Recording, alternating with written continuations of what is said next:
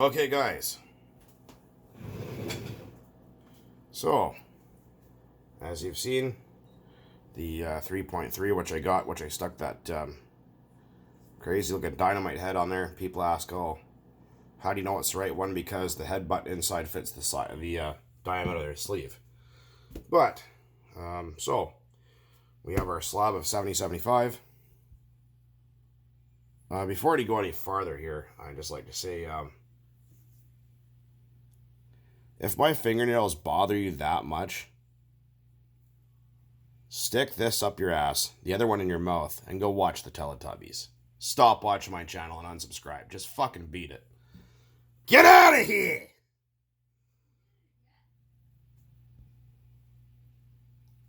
Sorry, I got a little carried away there. Anyways, moving on. So, we got our 6mm piece of 70-75. And apparently people that like to go on about my hygiene. But here's the thing is, if you grow your thumbnails a little bit longer like that, makes it nice and easy to get your wrist pin clips in. So we're going to carry on with the old style rod. The 3.3 and 2.5, 2.5R rods are the same. And if you look, you can see that tapered side that always goes towards the crank, just in case you're unfamiliar. That side goes outside towards the starter shaft. But the new 3.3 rods, they took the oil hole from up here, put it underneath, and then milled a big fat slot here, and another one right there. So underneath, there's a very little meat there. So basically, once this thin aluminum here starts to get worn, that piston pin will start to hammer and then split the rod when they get old. So change them every few gallons. These old ones didn't really have that problem very much because they're a lot stronger. But so what I'm going to do is copy kind of this design, but it's going to be a little bit fatter kind of in this area here. Like it's going to be thicker around the top pin bore. The overall thickness of the rod is going to be a little thicker. It's not going to have these big grooves. I'm going to put an oil hole here, and then I'm not going to bother putting one there, but I'll put one up top, probably a little bit larger. Let's see what this is. Pretty small, I think. So we're going to look at it. And it's pretty little, so we'll put just a little bit bigger oil hole up there. Probably about that big, however big that is, but bigger for better oiling. And then we're going to put some chamfering up here. A little bit of a chamfer here, a little bit here, just like I do in the Pro 15 rods. And that will definitely be a little bit stronger for sure. And we're not going to put any bushings in there either, because we're just going to run straight 70-75, which this is. This aluminum that TRX likes to use in their rods is, I believe it's 60-61. It's fairly light compared to a piece of this stuff, if you weigh them. Not completely accurate, but this feels a lot more like pot metal than regular aluminum. Like this is kind of been cast and then milled, is what it feels like to me. I could be wrong, but it just doesn't have the same feel to it. It just feels a lot more chintzy. But the other thing what we're going to do here is, you can see that wrist pin.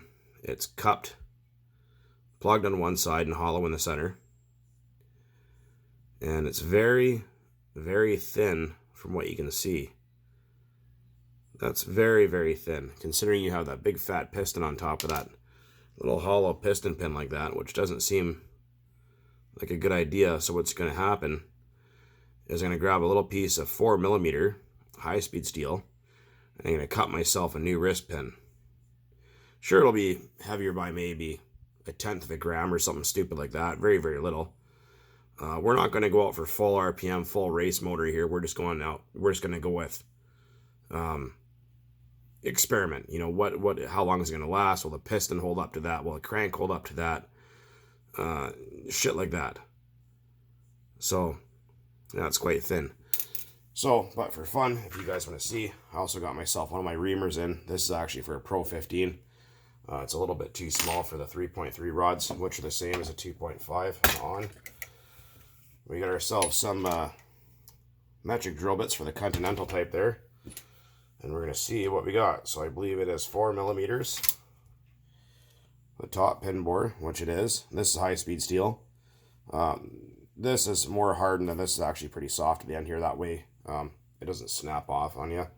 And then when you do spin them in the chuck, they get that bit of a gulling. From basically here down is hardened, this isn't.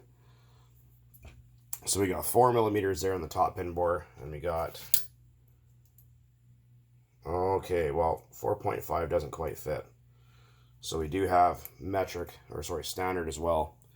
So what we'll do is we'll find a drill bit that's the closest to this pin bore, undersized, drill out, and then finish hone to size this bottom pin bore for the crank. But it seems that 4 millimeter in the top is dead on. So I thought I'd just share that with you guys on what's going to be happening and a few things like that with this chunk. And people keep asking me, how thick is it? This stuff's fucking as hard as steel almost. This is 6 millimeters thick. So we grab our 3.3 rod here. We go over. You can see this is 5 mil at the thickest part. I went with 6. Right? You kind of see there, you go into 6. Just to have a little bit of room to play around with in case I mess up a little bit. Because it's better to have a little bit more than not enough. So this will work. And you guys will see more of this at a later date. I'm just waiting for my tooling to come in. Which should hopefully be here. Hopefully this week. And I can get to that. I also need to get some Toolmaker's blue dye, which I don't have. I have Prussian blue, but it doesn't stick. It's doesn't dry. It's kind of it's good to fuck with people though. I mean, if you want to smear this on people's door locks and they get on their skin and they touch their face, it's quite funny. But yeah, I'm just gonna get a little bit of Toolmaker's blue dye, and we will trace out a rod, cut it out, drill it, and whatnot. And I will make little updates along the way for this 3.3. But I did have this engine apart. I forgot to film that. There wasn't really anything exciting in there to see, other than the connecting rod is worn, the wrist pin's worn, typical of any engine that has unknown gallons on it. And the bearings are, well, they're shot, so not a big deal. A new set of fast eddy bearings is $14 or something like that. So new wrist pin, about $7. And then I got my connecting rod here. I just got to cut it out. Yeah, and this, in case you're curious, this dynamite head, I don't know where else you get them from. Like I said, I found this one floating around eBay. And they do take a standard glow plug. These do take the LC3, LC4, and the McCoy MC59 if you can find them.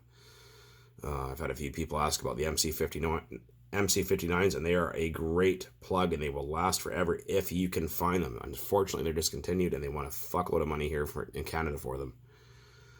So a lot of people go, hey, have you tried this plug? Yeah, many times. It's great. I used to run them all the time, but like I said, I can't find them, so I run the OS LC3s and LC4s, and they last for, I usually get about a year, year and a half a plug almost, depending on what I'm doing. So, of course, if you run shitty quality fuel, like top fuel, run them lean as possible, and too much after an oil, then yeah, you'll blow them like any other plug, but worth the money. Anyways, starting to ramble on here. But I thought I'd just give you guys an update about what's going on here. So we're going to trace out this rod here. We're going to make a new wrist pin as well. I just have to find some high-speed steel at 4 millimeters. And a few other things. Until then, guys, as always, thanks for watching. And keep on burning nitro out there. Just want to show something a little bit funny. Here's a Cox 020 compared to the size of a 3.3. Anyways, guys, later. Cheers.